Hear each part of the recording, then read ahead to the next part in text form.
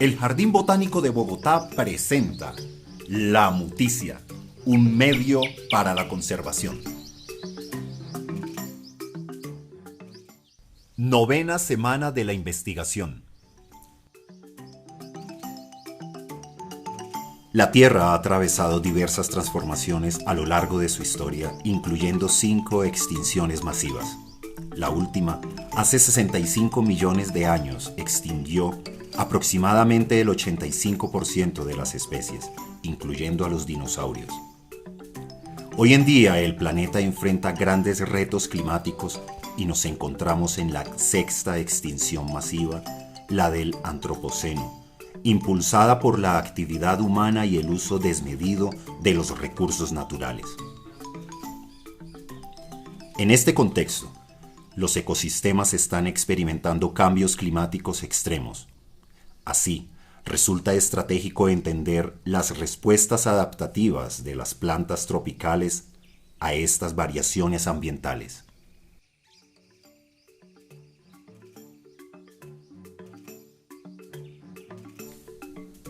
La investigación hace parte de la misionalidad del Jardín Botánico y se desarrolla en distintos ejes temáticos con el fin de ampliar el conocimiento de la flora andina y del páramo y para promover su conservación.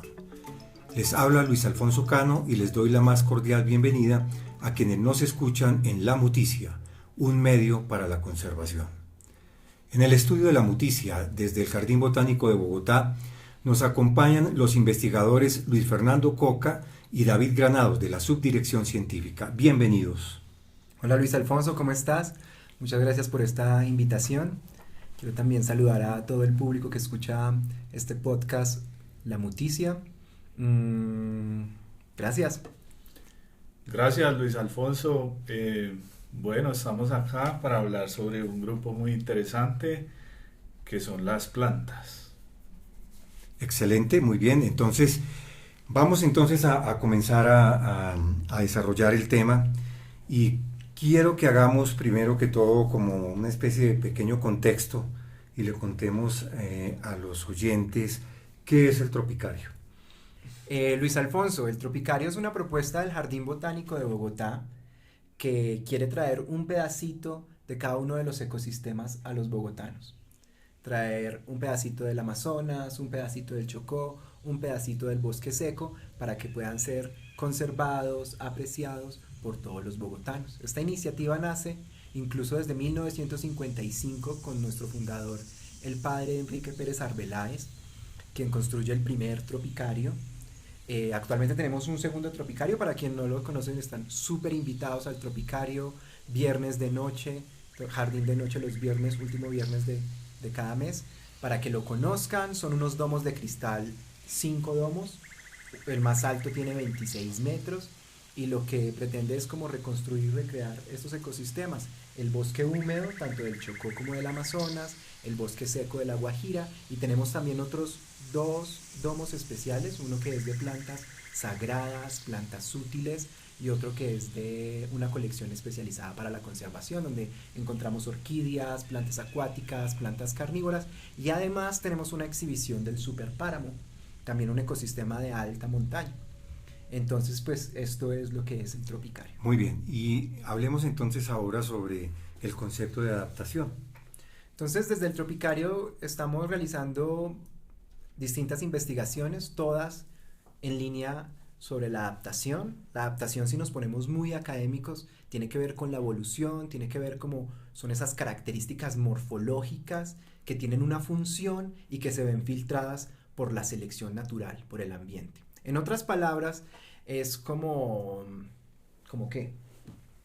En otras palabras, la adaptación está relacionada con el cambio, la flexibilidad al cambio, las estrategias de los seres vivos para, no sé, estar en comunión con el cambio, no sé. Sí, básicamente teníamos como un ejemplo muy chévere que tiene que ver como, por ejemplo, el pigmento de la piel en el ser humano, ¿cierto?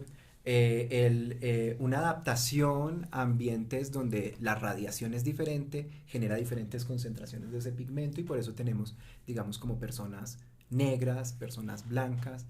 El color de los ojos también es como un tipo de rasgo adaptativo, ¿no? Esto es plasticidad fenotípica. Parce, pero ahora fue más fácil la explicación, ahora realmente nos enredamos, pero digamos que estas estrategias que, bueno, se pueden ver de muchas características de los seres vivos, realmente están enfocadas a algo, y ese algo es existir, sobrevivir, estar en la tierra, ¿sí?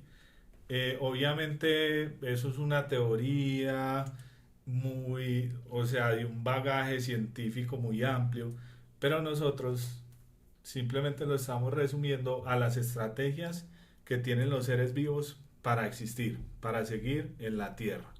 Excelente, me parece excelente la explicación. Bueno, entonces continuemos, porque estos son, digamos, ese concepto de adaptación está a lo largo de todo lo que vamos a hablar y era importante hacer como esa digamos, definición de lo que es para entender el concepto de adaptación. Luis, ¿qué motivó a investigar la adaptación de especies en el tropicario frente al cambio climático? Sí, entonces, como para también resumir un poco, entonces hablamos de la adaptación desde un contexto evolutivo que tiene que ver con una escala temporal amplia en los millones de años, y luego podemos hablar de otro concepto que es la plasticidad fenotípica, que es esa capacidad que tienen las especies de adaptarse a determinadas condiciones. En realidad no son las especies, son los individuos. Entonces, en el ejemplo que dábamos ahorita, tenemos que los seres humanos tenemos esas adaptaciones, esa plasticidad fenotípica. Entonces son esas particularidades las que también estamos evaluando desde el tropicario, debido a que tenemos un contexto de cambio climático. Como vemos, a principio de año, un sol increíble acá en Bogotá, una sequía, se nos secaron los embalses y ahora unos aguaceros. Entonces las plantas tienen que generar unas estrategias morfológicas, fisiológicas para adaptarse. Y entonces esas adaptaciones, así lo llamamos nosotros, es lo que queremos evaluar. Ok. ¿Cómo se seleccionaron las especies a estudiar en términos de la adaptación a esas nuevas condiciones? En el tropicario tenemos más de 3.000 individuos. Haciendo un inventario podemos tener más de 617 especies en un área reducida de 2.700 metros cuadrados. Entonces, como vemos allí, hay una gran diversidad de especies. Tenemos algunas en algún grado de amenaza, como 61 más o menos, y tenemos 74 que son endémicas. Entonces, seleccionar las especies ha sido todo un reto, porque si tenemos 617, ¿con cuáles vamos a estudiar la adaptación?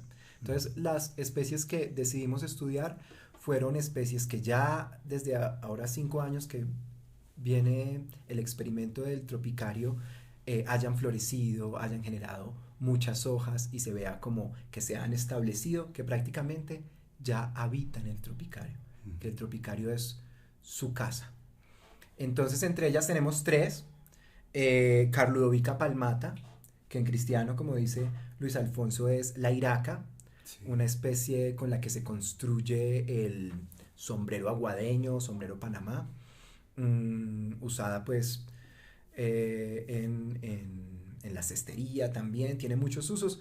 Estuvimos en el Congreso Colombiano de Botánica la semana pasada, un poco como compartiendo también esta investigación, y muchas personas se nos acercaron. Había uno que me comentaba que tenía 200 hectáreas sembradas en Iraca, que hacía más de 100 productos de artesanía que estaba exportando. Entonces, estas especies que estamos usando son especies, o que estamos investigando, son especies que tienen un gran potencial en su uso. Siguiendo también el legado del padre Enrique Pérez Arbeláez, quiero invitarlos a consultar una de sus grandes obras, Plantas Útiles de Colombia, sí, donde describe los usos y la morfología de muchas especies en Colombia, con muchos usos desde tinturas, medicinales, para la construcción, para alimentos. También tenemos a Renealmia tirsoidea, el berebere, una especie de uso medicinal que digamos, se usa también en la medicina tradicional, y el Stromantes jacquini, que es la hoja de Congo o la hoja de bijado. Esta especie muy importante en biomateriales, encontramos que en los usos tradicionales de las plantas es donde tenemos las respuestas a los problemas actuales. Actualmente tenemos mucha basura, en los domicilios muchos plásticos, mucho icopor, y entonces es aquí donde encontramos que, por ejemplo, con esta planta, la hoja de Congo, podemos crear el envuelto, podemos crear el fiambre. Esta es la clásica con la que hacen los tamales, Excelente. con la que hacen el fiambre. Ajá. Entonces estas 3 especies fueron las que seleccionamos: iraca, berebere y hoja de ¿Y Congo. de dónde vienen esas especies? Estas especies vienen de diferentes expediciones que se han realizado desde el Tropicario del Jardín Botánico, en conjunto, sobre todo con el herbario del Jardín Botánico. Se unen un grupo de investigadores y vamos a diferentes localidades. Entonces estas actualmente se encuentran en los domos del Amazonas y el bosque húmedo. Las expediciones que hemos hecho a bosque húmedo ha sido al Bajo Calima, hemos estado en la Macarena, se ha estado también en el Guaviare. Entonces digamos que hay orígenes diversos, sobre todo de ecosistemas de zonas bajas, trayendo estas plantas de zonas bajas a la alta montaña, al tropicario, en unas condiciones controladas para evaluar sus adaptaciones. Bueno, Luis, ¿qué aspectos o variables usualmente afectan la adaptación de una planta a su entorno?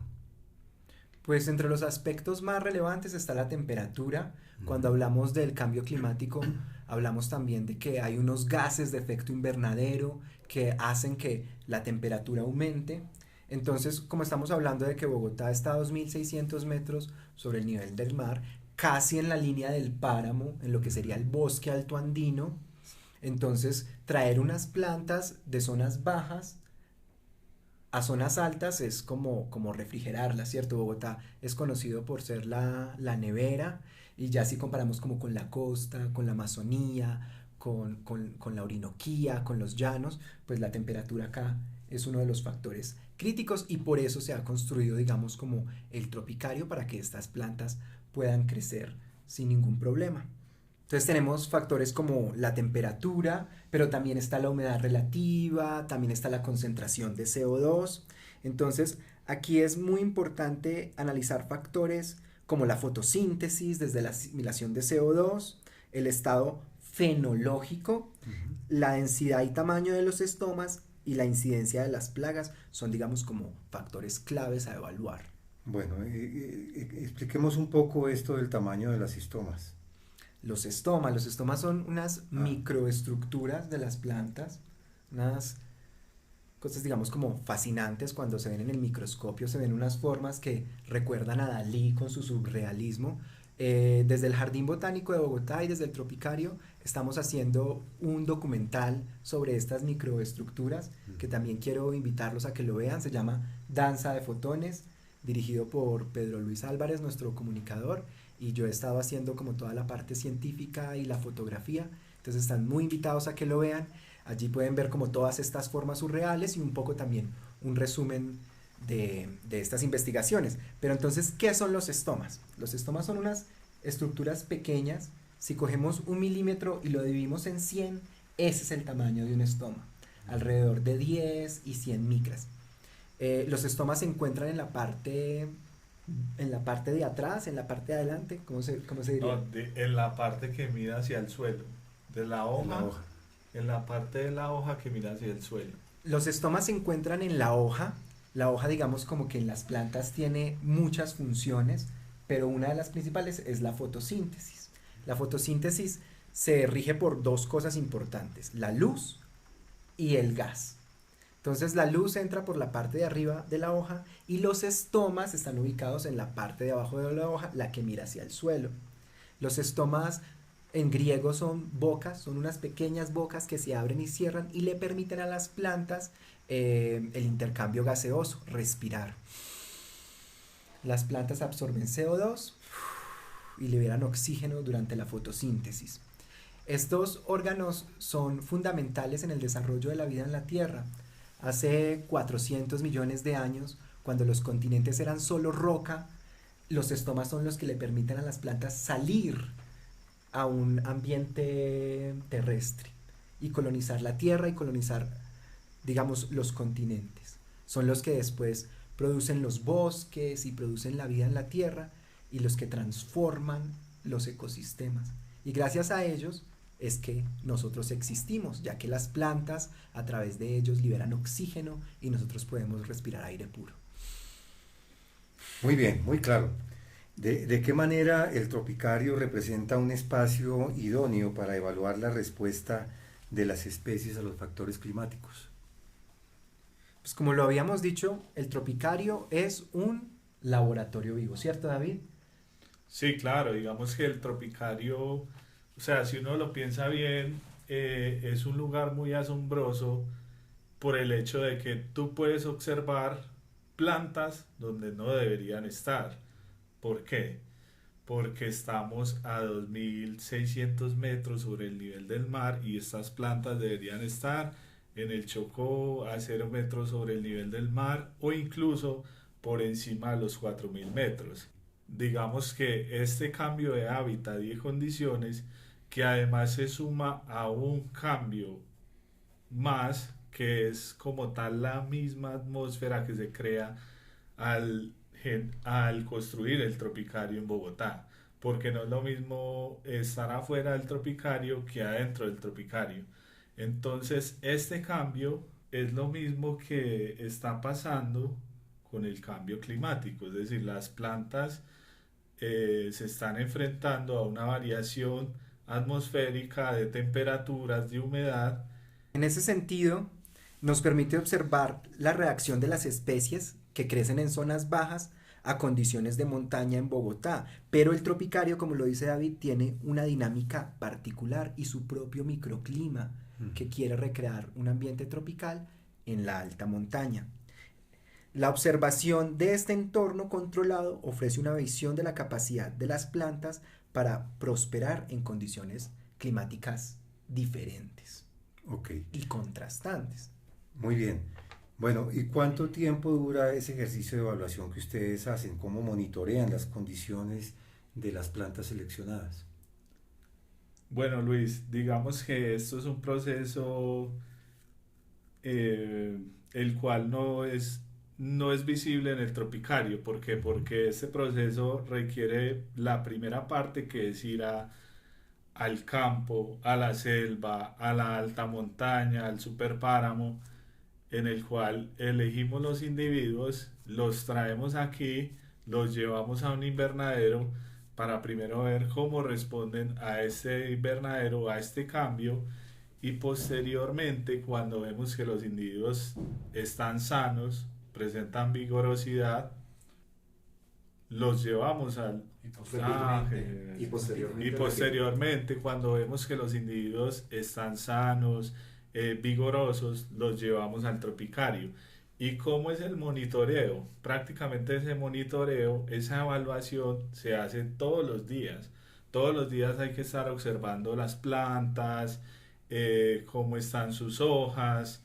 Todos los días tenemos que estar viendo las plantas, cómo es la interacción, si les llega una plaga, algún insecto. Entonces tenemos que buscar soluciones. Cada 3 días más o menos estamos regando las plantas, haciendo fertilizaciones.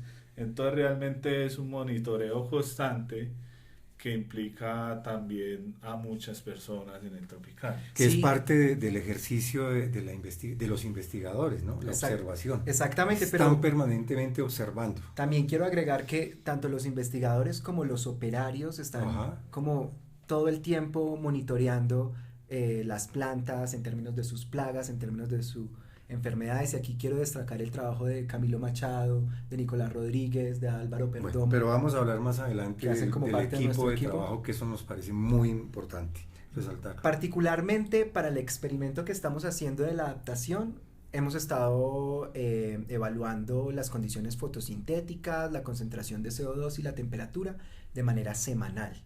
Aunque el monitoreo del microclima es diario y se hace cada hora a partir de unos data logger que están como capturando esa información.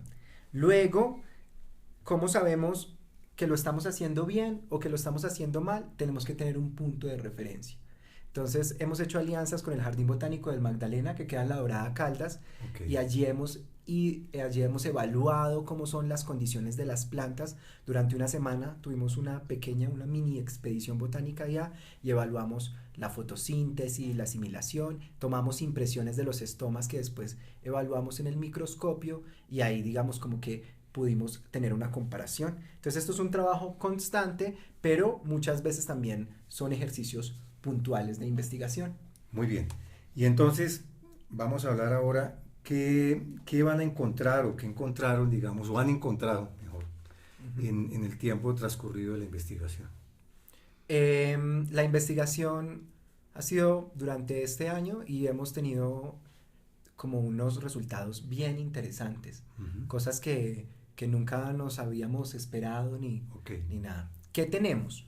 Que en los ambientes naturales del Magdalena Medio, en el Jardín Botánico del Magdalena, allí tenemos, por ejemplo, unas temperaturas relativamente constantes entre 25 y 30 grados centígrados durante nuestro ejercicio, unas concentraciones de CO2 relativamente constantes, más o menos 400 partes por millón, y asimismo también una humedad relativa constante, lo que ha generado que las plantas tengan una densidad estomática menor, ¿cierto? Menos número de estomas por área de hoja y unos estomas grandes, relativamente grandes, ¿cierto? Unos estomas grandes que permiten mayor flujo de CO2. ¿Qué pasa con los estomas grandes? Que al ser más grandes consumen más energía al abrirse y cerrarse.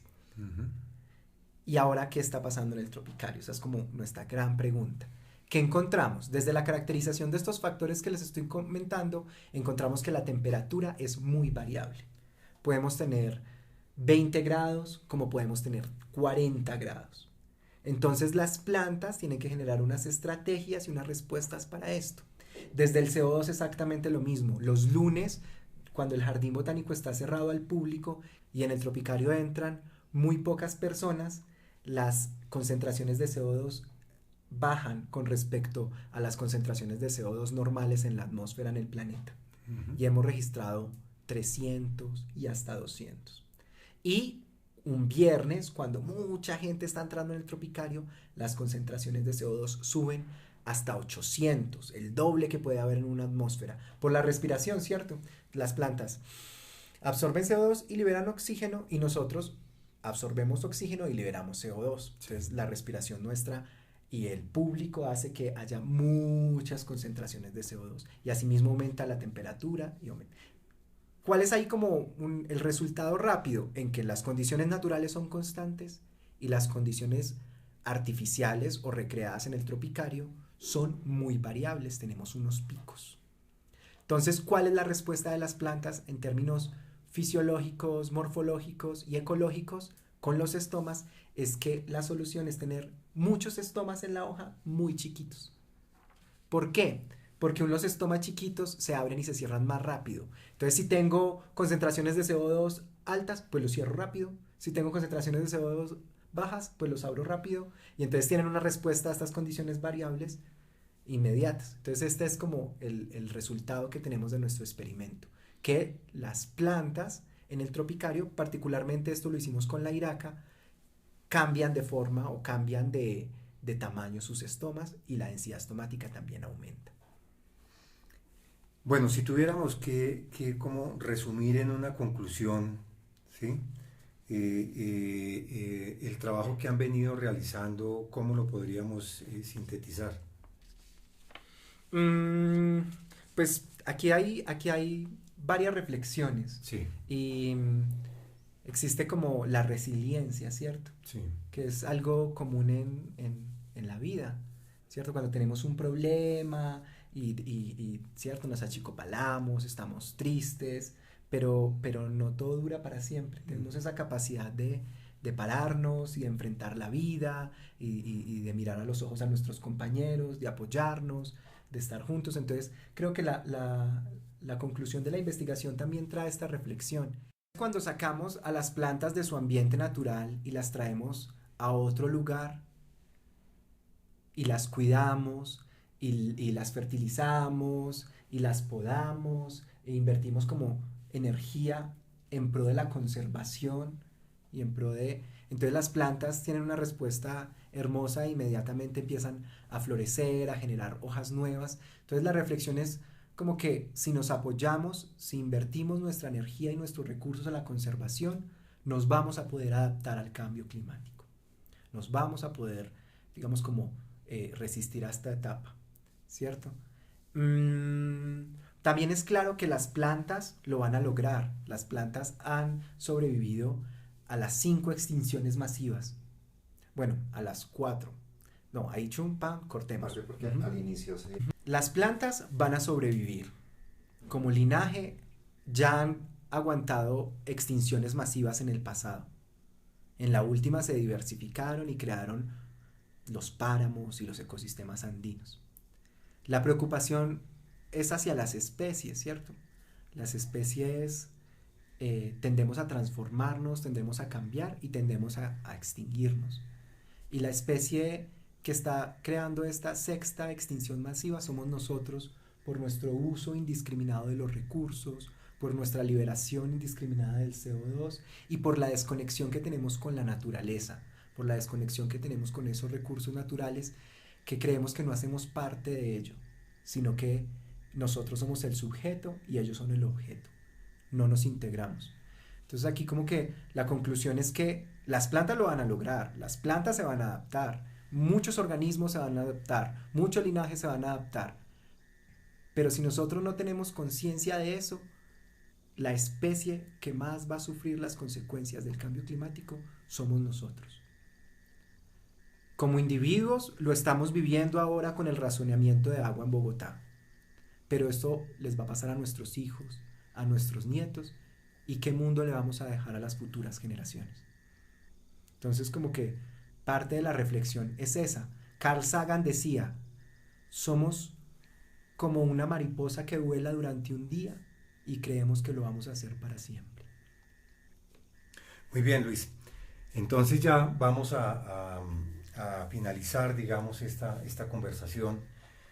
Y quisiera, antes de despedirnos, que le contáramos a la gente quiénes han trabajado en esta investigación, porque me parece muy importante que la gente, pues, obviamente sepa que hay un esfuerzo de personas por mucho tiempo, además de todo lo que han estudiado, y diariamente están trabajando, monitoreando, como ustedes dicen, comparando datos, haciendo parte operativa. O sea, es un grupo de gente que como decimos en la producción de medios, detrás de cámaras que nadie ve, pero que hacen posible todo este trabajo. ¿Por qué no contamos quiénes hacen parte del grupo de trabajo? El equipo del Tropicario está liderado por José Moisés Palacio Rodríguez, nuestro coordinador de la línea, Nicolás Rodríguez Herón.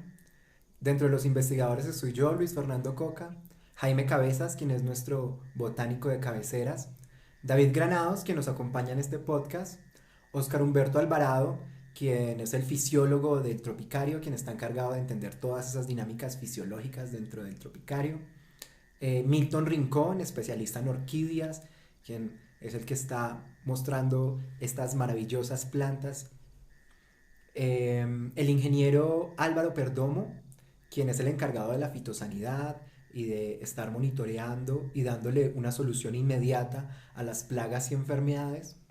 También tenemos dentro de nuestro equipo operativo a Camilo Machado, ingeniero forestal, un gran elemento, Freddy Carpeta, nuestro arquitecto, quien está encargado de toda la infraestructura, y junto a ellos un montón de operarios que también quiero destacar su trabajo.